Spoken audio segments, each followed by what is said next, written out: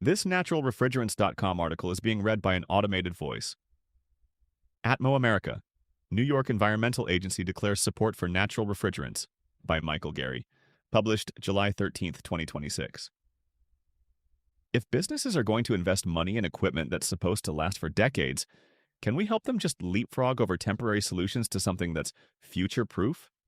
Asked Suzanne Hagel, chief of the GHG Mitigation Bureau, Office of Climate Change, New York State Department of Environmental Conservation, NYSDEC. That's what we would rather spend public funds on. Hagel was referring to natural refrigerant-based refrigeration. We're not saying you can't use HFOs, it's just not what we would invest in, she added. We support natural refrigerants. Hagel shared these comments during a presentation in the Policy and Standards session at the ATMO America 2026 conference, where she explained why New York enacted its HFC regulations and how they would lead to replacing HFCs with natural refrigerants. Organized by Atmosphere, publisher of naturalrefrigerants.com, ATMO America 2026 took place June 2nd to 3rd in Tarrytown, New York. In December 2024, NYDEC announced that it had finalized updated regulations to reduce emissions of HFCs, adding 20-year GWP limits of 10 for many new HVAC and R systems starting in 2034. The regulations amended 6 NYCRR, Part 494, Hydrofluorocarbon Standards and Reporting, establishing GWP thresholds for refrigerants and requirements for equipment leakage. They did not require the replacement of existing equipment prior to the end of its useful life. The original Part 494 regulations were adopted in 2020 to backstop SNAP, Significant New Alternative Policy, rules. 20 and 21 set by the U.S. Environmental Protection Agency, EPA, and align with states belonging to the U.S. Climate Alliance, a group of 23 states, including New York plus Guam. New York's amended HFC regulations are among the most ambitious in the U.S., surpassing in some respects the American Innovation and Manufacturing AIM Act, implemented by the EPA. Other states with proactive HFC regulations include California and Washington. Net zero emissions by 2050.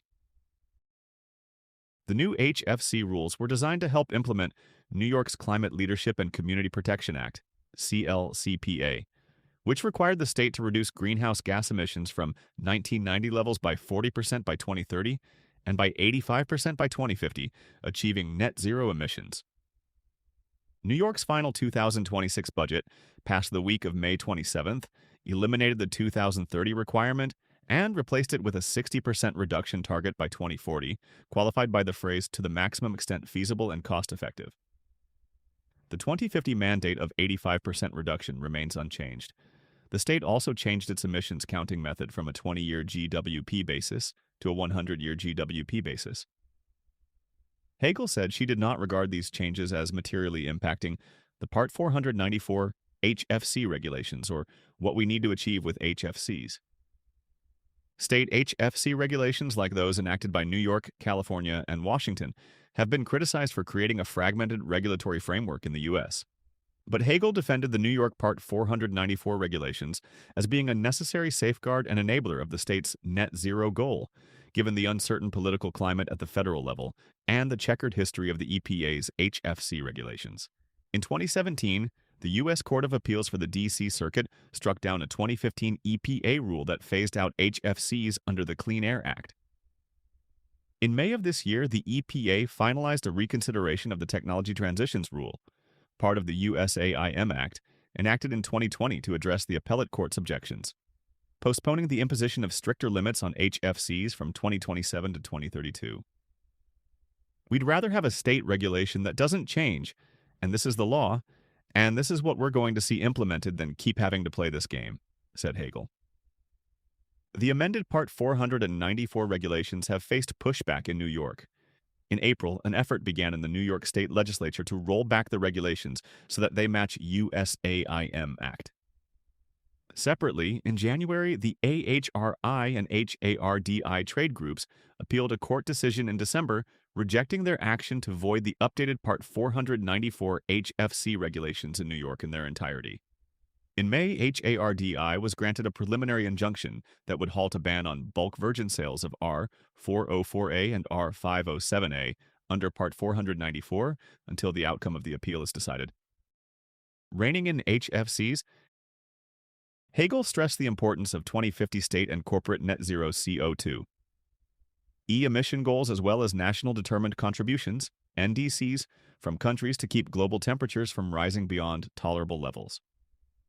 According to the 2025 UNEP Emissions Gap Report, these actions offer a 21% chance of staying below a 1.5 degrees Celsius, 2.7 degrees Fahrenheit, increase in warming versus 0% under business as usual, and a 78% chance of staying under 2 degrees Celsius slash 3.6 degrees Fahrenheit versus 8%. We don't have infrastructure that's ready for 1.5 degrees Celsius, let alone as you get higher, she said. Though a small percentage of total CO2e emissions, HFCs have an outsized impact due to their GWP, which is hundreds to thousands of times that of CO2, whose GWP is 1. And since being broadly introduced in the marketplace in 1990 to replace ozone-depleting refrigerants, HFC emissions have grown dramatically, Hagel noted. While overall greenhouse gas emissions in the U.S. declined by 4% between 1990 and 2023, HFC emissions shot up 300%. According to a UNEP-TAS 2025 report, in 2024 HFC emissions increased globally by 3.8%, while fossil fuel emissions were down 1.1%. HFCs were only 4% of overall U.S. emissions in 2023, but that level, left unchanged, would constitute 20% of overall emissions in 2050. It's not the trajectory we want for HFCs, she said. Hagel referred to New York's Climate Action Council scoping plan, which supported Part 494 amendments with recommended actions enabling the transition of equipment to low GWP refrigerants and the reduction of HFC emissions. Part of the scoping plan was electrification that would include the installation of heat pumps. In her presentation, Hagel showed a chart indicating how CO2e emissions would look in 2050 following electrification without an HFC phase-down, 33 million metric tons, with the implementation of the EPA's 2023 Technology Transitions Rule, since amended 10 million metric tons, and with the rollout of the amended Part 494 regulations, 2 million metric tons. We still needed more to achieve our 2050 requirement in New York, and that's where Part 494, based on our projections, could help get us, she said. Hagel noted that the Part 494 regulations adopted several EPA regulations of HFCs, including the EPA SNAP program and the Technology Transition Regulation. We also added refrigerant management to line up with EPA programs in our sister states, and we added the EPA's Greenhouse Gas Reporting Program, she said. The NYSDEC continues to enroll end users and manufacturers under Part 494 and help people understand the program, Hagel said. We've got lots of opportunities for educating consumers. We're starting with our state agencies, our state campuses, and food banks.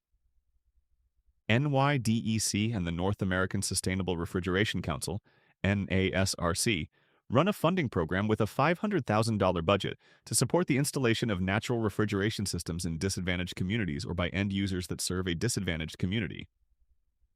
While Hagel is focused on greenhouse gas emissions, the NYSDEC and other state agencies like the Department of Health are tracking the PFAS issue as it relates to HFO refrigerants, she said. Commonly used HFO 1234YF, while having a negligible GWP, breaks down completely in the atmosphere into trifluoroacetic acid, TFA, an ultra-short-chain PFAS that is widespread in the environment.